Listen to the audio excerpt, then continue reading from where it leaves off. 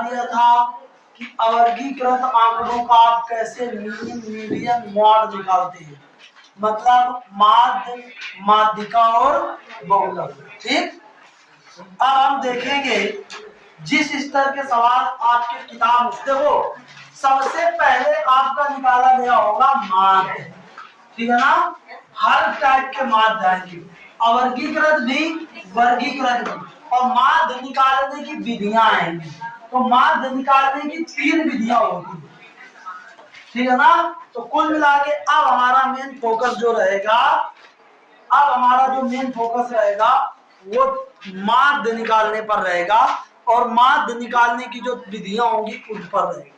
और माध्य निकालने की 3 विधियां होगी। बात करेंगे हम माध्य की, ठीक है ना। माध्य,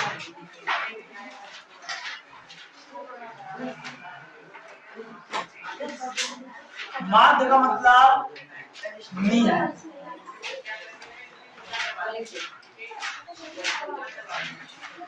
ठीक है ना। तो अवर्गीकृत आंकड़ों को पहले कैसे निकालना है, मैं सीधा सीधा आपको एक लाइन में बताऊंगा। अगर हमारा बात होगी किसकी, अवर्गीकृत आंकड़ों की,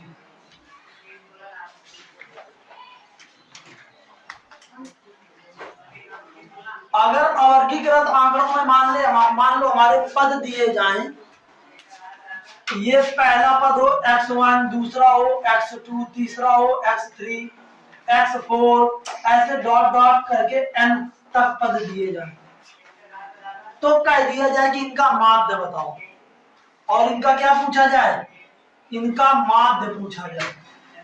तो माध्य मतलब मीन बराबर, मीन क्या होगा, इसको किससे डिनोट करेंगे, इसको डिनोट करेंगे x बार से, किससे प्रदर्शित करेंगे, x बार से प्रदर्शित करेंगे।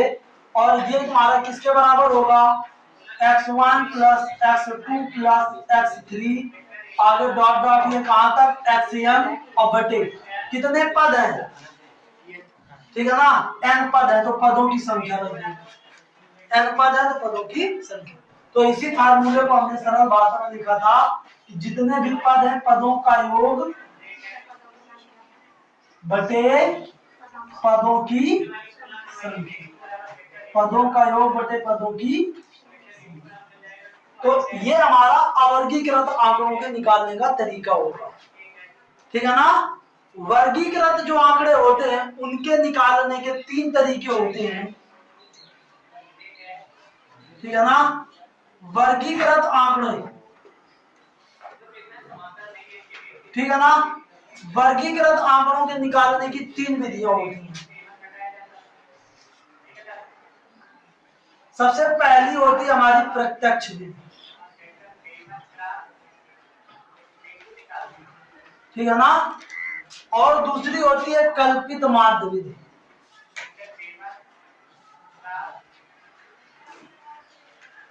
कल्पित माध्य विधि, और तीसरी होती है पग विचलन विधि, ठीक है ना। ये 3 विधियां होती हैं, और ये 3 विधियों में, ये इन विधियों की विधियां बनाई ही इसलिए गई हैं कि ये एक दूसरे से परस्पर, देखो सबसे पहले प्रत्यक्ष विधि है, और प्रत्यक्ष विधि से सरल कल्पित विधि है, मतलब इसमें कम गुणा भाग आपको करना होगा और उत्तर आपको बिल्कुल सही आ जाएगा। कल्पित माध्य विधि से सरल तुम्हारी पग विचलन विधि है, इसमें और कम गुणा भाग करना पड़ेगा, ठीक है ना। तो कहीं ना कहीं एक दूसरे के बाद इस तरीके से बनाई गई है, सरलतम रूप एक दूसरे का पेश किया गया है कि इसको अगर ऐसे कर दिया जाए तो और सरल हो जाएगा, इसको और ऐसे कर दिया जाए तो और सरल होगा। तो पहले हम देखते हैं कि अवर्गीकृत और वर्गीकृत में कैसा डिफरेंट हो सकता है।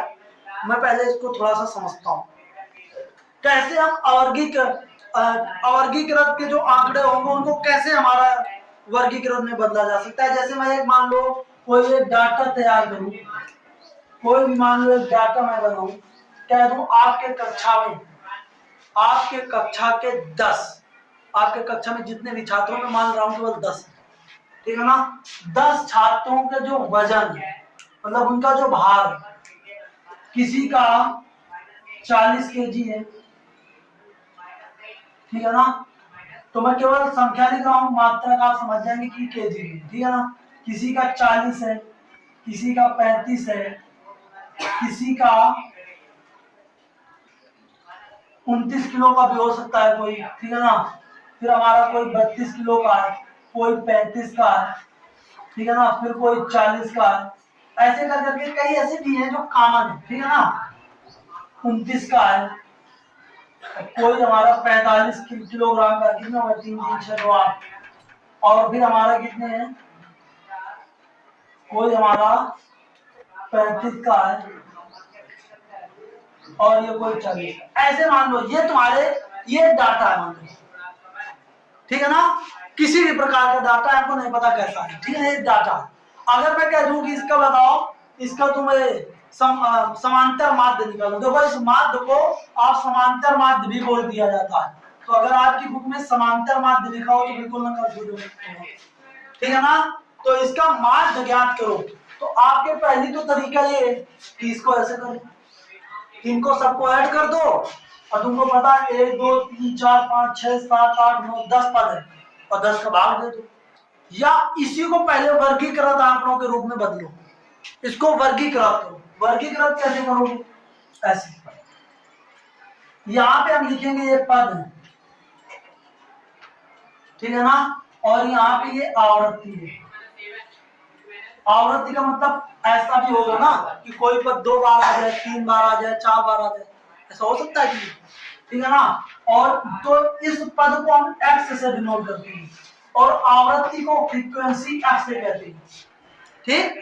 तो अब बताओ इसमें सबसे छोटे से चालू किया करो तो ज्यादा अच्छा रहेगा। 29 29 के बाद, 29 के बाद क्या है 32, 32 के बाद 35, 35 के बाद 40, 40 के बाद 45 तो है, और कोई बीच में तो नहीं, ऐसे ऐसे किया जा सकता है ना।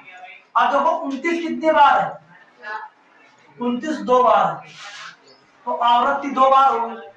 फिर इसके बाद 32 कितने बार है, 32 हमारा एक ही बार है ना, 32 हमारा एक ही बार, ठीक है ना। और फिर हमारा 35 कितनी बार है, 35 हमारा 3 बार है। 40 कितने बार है, 40 भी हमारा 3 बार है। 45 कितनी बार है, ठीक है ना। तो अब आपको देखो, सबसे पहले तो आपको देखना है समेशन एफ, ठीक है ना। आपको सबसे पहले ये इन सब का योग, ये क्या है एफ है ना, इन सब का योग निकाल रहे हो तो इसको आप बोलेंगे समेशन एफ, ठीक है ना। इन सबको जोड़ोगे तो कितने होंगे, 3 3 3 6 3 9 1 10 ही तो आया, ये तुम्हारे एक्स है। अब इनके देखो करने का मैं दूसरा तरीका बता रहा हूं, ऐसे लिखे थे तो ये अवर्गीकृत है, ऐसे लिख गए तो ये वर्गीकृत है। अब इसको हम ऐसे फॉर्म में कैसे निकालेंगे, अब यहाँ पे हम निकाल लें x इंटू एफ, क्या निकाल लें x इंटू एफ, या इसको f इंटू एक्स बहुत, इसमें भी कोई समस्या नहीं है। अब बताओ इन दोनों का सम कितना आएगा, इन दोनों का गुणा, इन दोनों का गुणा, इनका गुणा, इनका गुणा, इनका गुणा, तो कितना आएगा ये दुनिया 18 2 दूनी 4 और 1 1 5, ये हमारा 32, और ये हमारा 3 5 15, और 3 त्रिका 9, और 1 ये 10, और ये हमारा 120, और ये हमारा कितना 45, ये आ गया।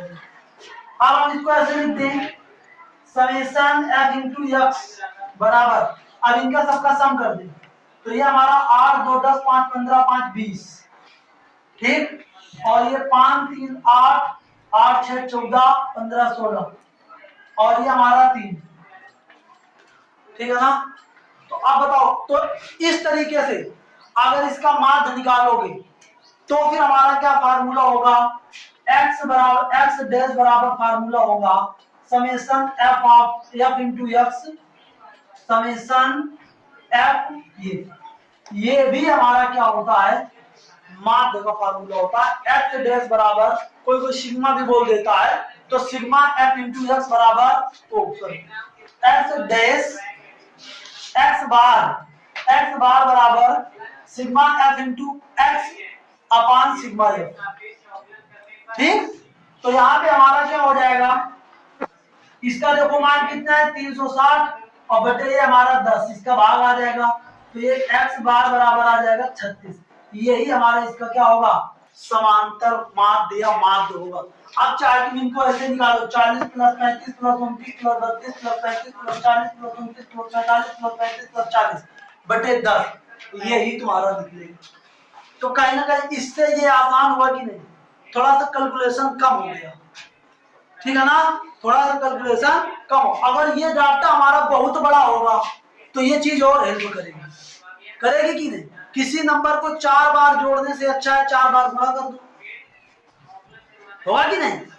तो ये चीज हमारी ऐसे बनी, इस अवर्गीकृत रूप को वर्गीकृत रूप में बना दिया, ठीक है ना। तो ये जो तुम्हारी विधि हो गई, ये तुम्हारी विधि हो गई, ये जो विधि हुई ये कहलाई कल्पित माध्य विधि, ओ प्रत्यक्ष विधि। और प्रत्यक्ष विधि का सरलतम रूप तुम्हारा कल्पित माध्य विधि। तो कल्पित माध्य विधि में क्या किया जाता है, अपने हिसाब से हम एक कल्पना कर लेते हैं माध्य की। जैसे मैं इसी सवाल को कल्पित माध्य विधि से लगाऊंगा, ठीक है ना। बात को समझो, पहले मेरा काम है आपको किसी चीज को बेसिक समझा देना कि मतलब इसका मेन मुद्दा क्या है, और जब मुद्दा समझ जाओगे तो इस चैप्टर को समझने में आपको एक भी परेशानी नहीं होगी।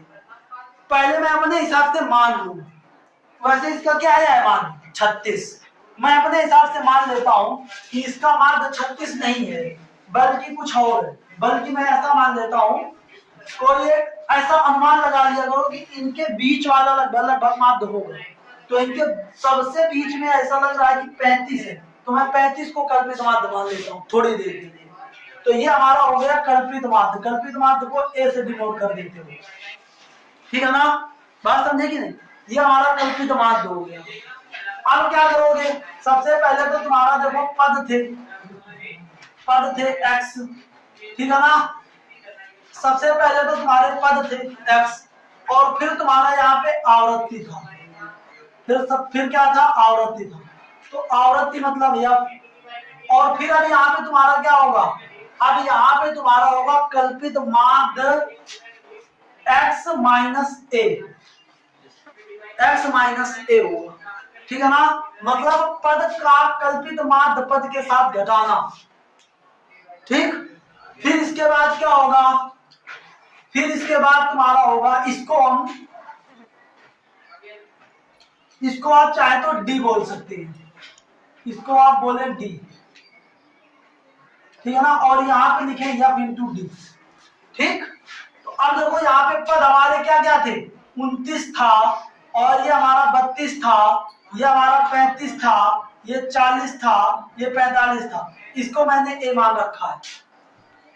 इनकी आवृत्ति थी 2 1 3 3 1, इनकी आवृत्ति थी, मतलब इतनी बार ये पद आए हैं, ठीक। तो देखो अब यहाँ पे हमारा डी का मान निकालो तो क्या आएगा बताओ, यहाँ पे हमारा आएगा 29 माइनस ये कितना 35 आएगा कि नहीं, ये कितना आएगा 32 माइनस ये 35, और यहाँ पे कितना आएगा 35 माइनस ये 35, और ये 40 माइनस ये 35, 45 माइनस ये 35, ठीक है ना। ये कितना निकलेगा -6, और ये कितना निकलेगा -3, और ये कितना निकलेगा 0, ये कितना निकलेगा 5, और ये कितना निकलेगा 10 निकलेगा ना। अब इनका गुणा कराओ,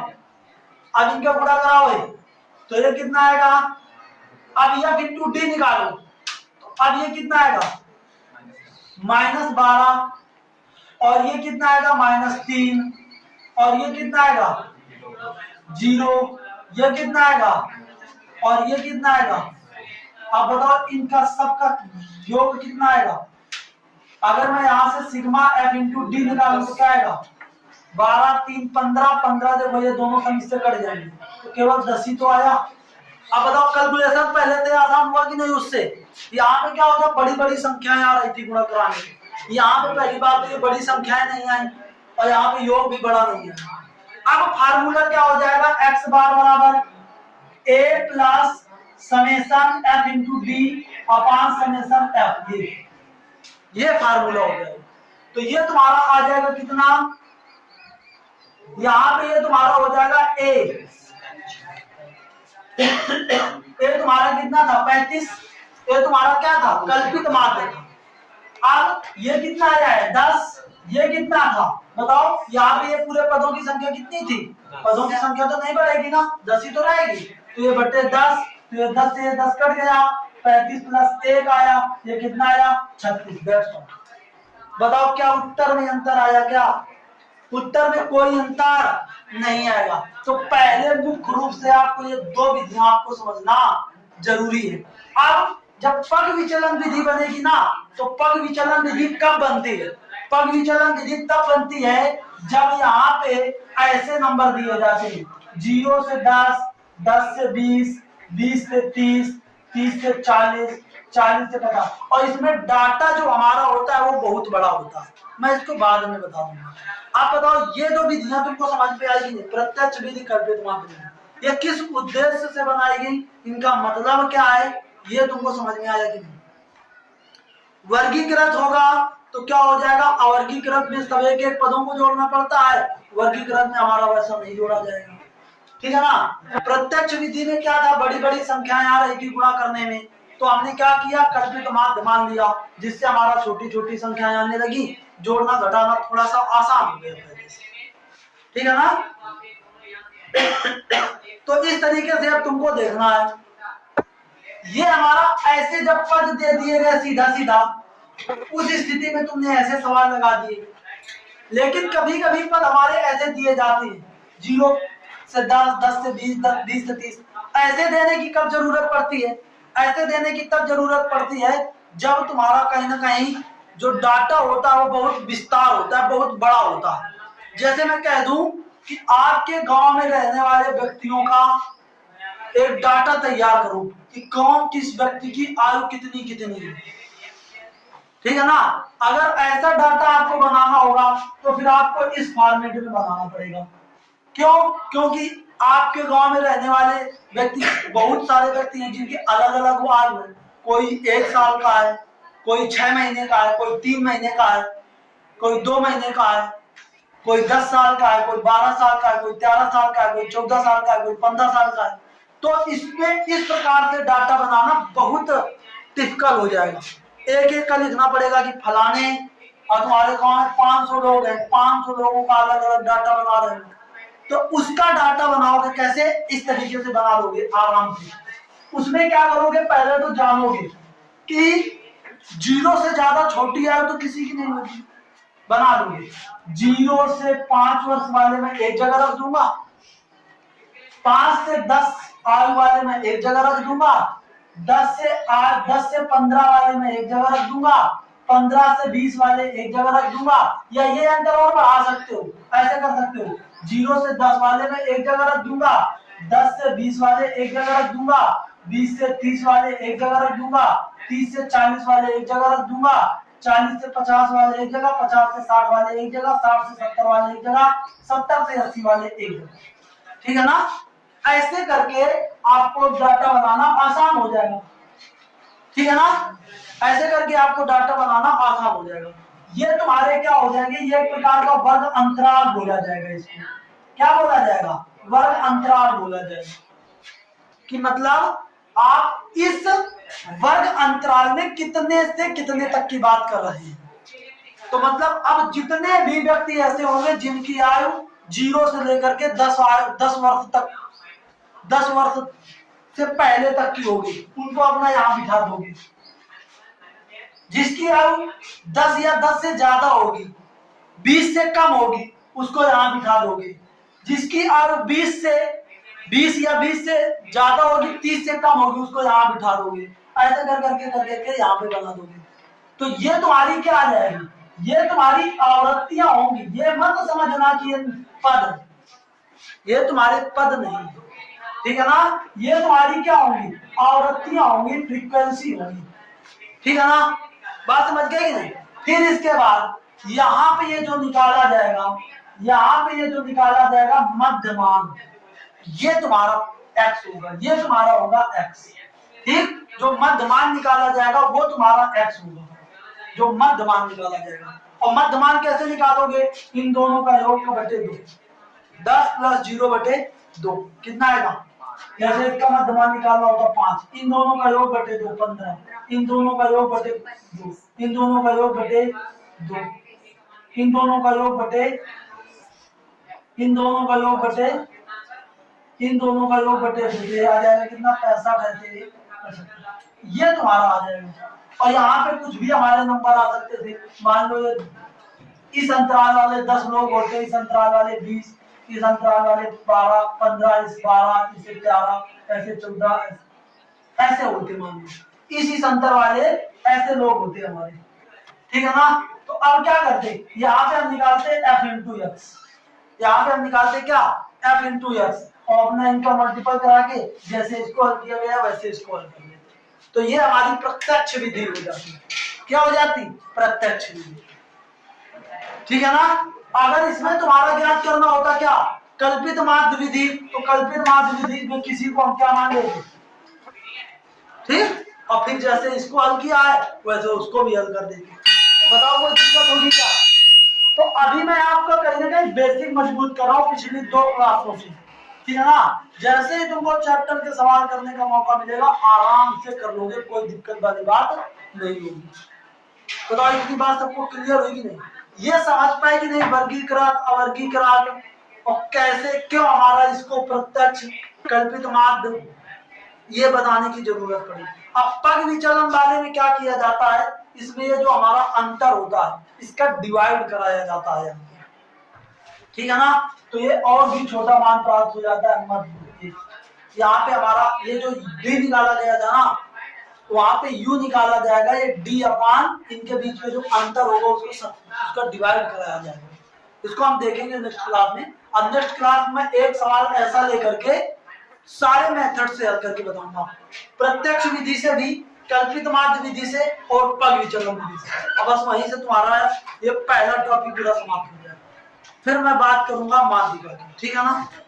तो अगली क्लास में हम देखेंगे इस टाइप का कोई एक सवाल लेकर के तीनों विधियों से हल करेंगे, ठीक है ना।